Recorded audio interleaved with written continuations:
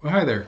Well, yesterday I did a program on congenital syphilis in the United States, and I want to kind of piggyback on that program with more information about sexually transmitted infections. I'm going to go over a research letter from the US, and I also want to go over a survey from Australia because, as I said yesterday, that the STI problem is a global issue, right? It's developed countries, developing countries. And I'm going to take a look at this one report from JAMA Pediatrics and take a look at a survey from Australia that I think you're going to find pretty interesting.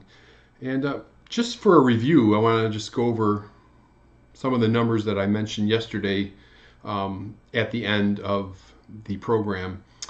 And we see that the chlamydia in the United States has increased 22% since 2013. It's up to 1.7 million cases as of 2017. Gonorrhea cases increased 67% since 2013, almost 556,000 cases. Syphilis cases, 76% increase since 2013, over 30,000 cases. So yeah, that's just a little rehash from yesterday, even though the topic was congenital syphilis. Well, we had this one study that came out concerning, and the press release is titled, "Fewer than 60% of young women diagnosed with STIs in emergency departments fill their prescriptions." So fewer than 60% of young women diagnosed with STIs in ERs, EDs, fill prescriptions for antimicrobial therapy to treat these conditions, according to a research letter published in JAMA Pediatrics. Now, adolescents make up nearly half of the people diagnosed with sexually transmitted infections each year. According to the CDC, untreated sexually transmitted diseases in women can cause pelvic inflammatory disease, or PID, an infection of the reproductive organs that can complicate getting pregnant in the future. Quote, "We are astonished to find that teenagers' rates of filling STI prescriptions were so low," says Monica Goyal, MD, Assistant Chief of Children's Division of Emergency Medicine and Trauma Services, and the study's senior author. "Our findings demonstrate the imperative need to identify innovative methods to improve treatment adherence for this high-risk population." So in this retrospective cohort study conducted at 2 emergency departments affiliated with large urban tertiary care children's hospitals, enrolled adolescents aged 13 to 19 who were prescribed antimicrobial treatment from January 1st, 2016 to December 31st, 2017, after being diagnosed with PID or testing positive for chlamydia.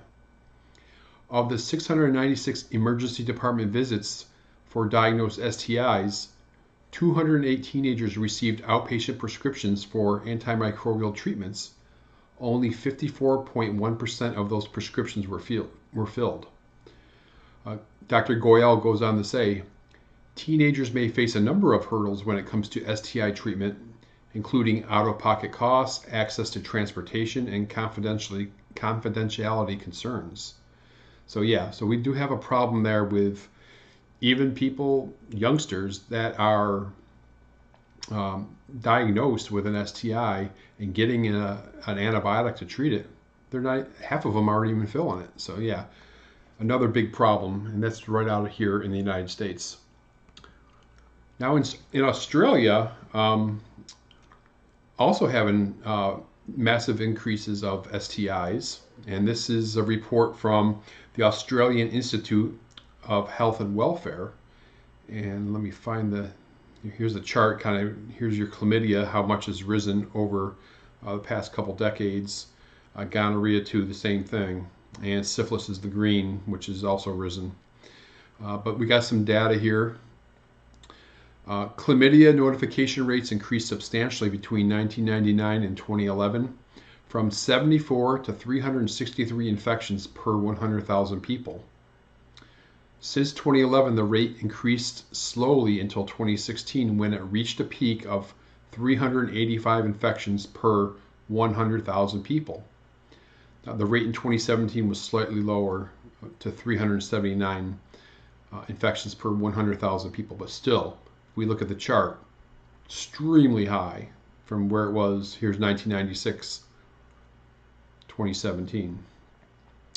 Gonorrhea notification rates have increased since 1996, most noticeably between 2008 and 2017, when the rate more than tripled from 36 to 118 notifications per 100,000 people.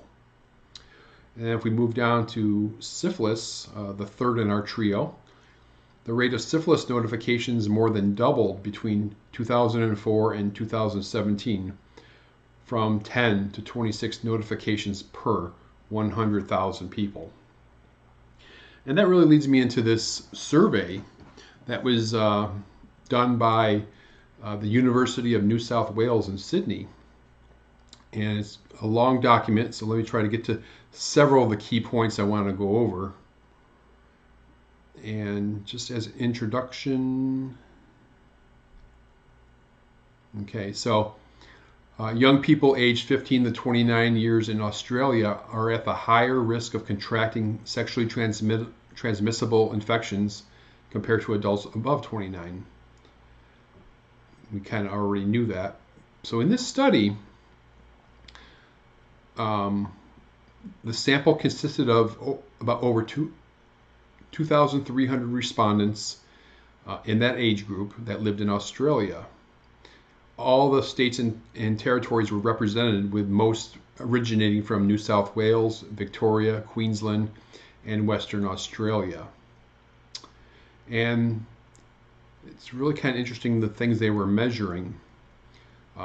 It broke down into several categories: STI knowledge, perceived severity of STIs, perceived risk of contracting an STI, several markers on condom use, which we're going to talk about momentarily, and several others. But for time's sake, I just want to go over a handful of them. And one is the knowledge of STIs. And basically they asked 5 questions. From STIs can affect anyone who is sexually active, which is true. 97% of the people got that right. To STIs often have no symptoms. Much less people got that right. 68.8% got that right. So essentially, in summary, while knowledge of STIs was satisfactory for most topics, 31.2% of the respondents did not know that STIs often have no symptoms. Knowledge of STIs was higher among older respondents, females, and people with higher lifetime numbers of sex partners compared to other respondents. And there's another one, another category, perceived severity. And some of the questions asked were about getting an STI, that it could seriously affect my health, and is getting an STI no big deal? Interesting question, right? And what we got was most respondents, 92.2%, agreed that contracting an STI could seriously affect their health. And the study says only a minority, 9%, to me this is still awfully high, 9% of the respondents believe that contracting an STI is not a big deal. All right. I don't think that's a low number, but you can judge for yourself. Perceived risk is another category they went over. I feel like I'm unlikely to get an STI. I believe I could get an STI. And in summary, most respondents had a low perception of their own risk of contracting an STI. After controlling for potential confounders, perceived risk was found to be lower among older respondents and higher among non-heterosexual respondents and people with higher lifetime numbers of sex partners. And then there's a whole bunch of categories concerning condom use. And I want to go over couple of them, because there's a whole bunch. The overall use of condoms. Respondents who had one or more sex partners in 12 months prior to the survey were asked how frequently condoms were used during sexual intercourse. Of these respondents, a small percentage, 3.3%, did not actually engage in sexual intercourse during that past year. A fifth, 21%, always used condoms. Slightly more than half, 51.8%, used condoms sometimes, and a quarter, about 23%, never used condoms during that period. Overall, 3/4, 75% of the respondents who had sex partners in the past 12 months engaged at least once in condomless sexual intercourse during that time. Not a good sign, right? And then there's another category that I found interesting. This will be the last category I go over on this program, but condom use with casual partners. It says less than half, 46% of the respondents who were sexually active in the past 12 months had sex with one or more casual partners in that time.